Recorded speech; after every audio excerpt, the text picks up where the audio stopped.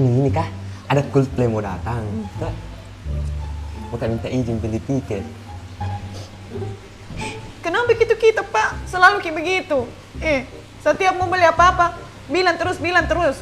Kajam nih kita minta izin. Dede, ini kita tahu itu teman tak kalau mau beli apa-apa tidak pernah aja bilang sama istrinya. Tiba-tiba langsung tahu ada barangnya. Kenapa menangis, Ki? Memang kita lelaki, Ki. Lelai nggak memang saya. Beda ya sama temanku. Saya itu punya aturan yang harus saya ikuti. Jadi jangan kasih sama teman-temanku. Jadi saya harus minta izin. Ke semua uangnya kita yang pegang. Kita pegang uangnya. Itu paling masalahnya.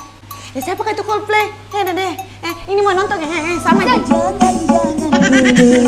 Jangan lagi